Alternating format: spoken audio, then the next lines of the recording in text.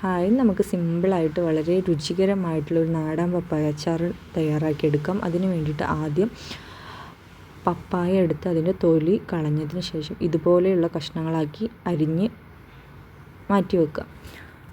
അതിനുശേഷം ഒരു അടി കട്ടിയുള്ള പാത്രം എടുത്ത് അതിലോട്ട് ഉലുവയും കടുകും ചേർത്ത് നല്ലോണം ഇളക്കി ഒന്ന് കളറ് മാറി ഉലുവയും കടുകും പൊട്ടി ഇങ്ങനെ വരുന്നത് വരെ ഇളക്കി കൊടുക്കുക. ശേഷം ഒരു മിക്സിയിലിട്ട് അത് പൊടിച്ച് മാറ്റി വെക്കുക. അതിനുശേഷം ഒരു പാത്രം എടുത്ത് അതിലോട്ട് വെളിച്ചെണ്ണ ഒഴിച്ച് അതൊന്ന് ചൂടായി വരുമ്പോൾ അതിലോട്ട് ഇഞ്ചി, പച്ചമുളക്, വെളുത്തുള്ളി എന്നിവ അരിഞ്ഞത് ചേർത്ത് നല്ലോണം വഴറ്റിയെടുക്കുക.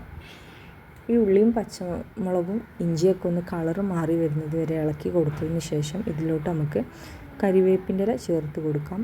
ഈ കരിവേപ്പിൻ്റെ ഇല ഒന്ന് ഇതിലൂടെ ആഡ് ആയതിന് ശേഷം ഇതിലോട്ട് നമുക്ക് 2 സ്പൂണ് മഞ്ഞൾപ്പൊടി ചേർത്ത് നല്ലോണം ഇളക്കി അതിനുശേഷം ഇതിലോട്ട് 3 ടേബിൾ സ്പൂൺ കാശ്മീരി മുളക് പൊടി ഇടുക. നിങ്ങൾക്ക് സാധാ മുളക് പൊടിയാണെന്നുണ്ടെങ്കിൽ അതും ഇടാം.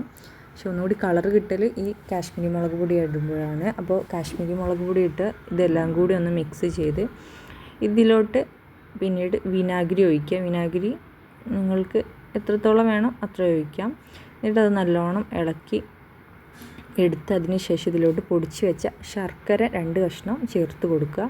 അതിനുശേഷം ഇത് നല്ലോണം ഇളക്കി ഈ ശർക്കര ഇതിൽ അരിഞ്ഞു വരുന്ന ടൈം വരെ ഇത് ഇളക്കി കൊടുക്കുക. പിന്നീട് ഇതിലോട്ട് നമ്മൾ ചേർക്കാനുള്ളത് അരിഞ്ഞു വെച്ച പപ്പായയാണ്. ഇത് പിന്നെ അതിലോട്ട് ചേർത്ത് കൊടുക്കുക. ഈ പപ്പായ ഈ മിക്സിയിൽ നല്ലോണം ഒന്ന് പിടിച്ച് കിട്ടണം. അതുവരെ ഒന്ന് ഇളക്കി കൊടുക്കുക. കഴിയുന്നതൊരു 3-4 മിനിറ്റോ ഇളക്കി കൊടുക്കുക. പിന്നെ വീണ്ടും നമ്മൾ ആദ്യം മിക്സിയിൽ പൊടിച്ച് വെച്ചിട്ടുള്ള ആ ഉലുവയും കടുകുള്ള ആ മിക്സ് ഇതിലോട്ട് ചേർത്ത് നമുക്ക് ഒരു 5 മിനിറ്റ്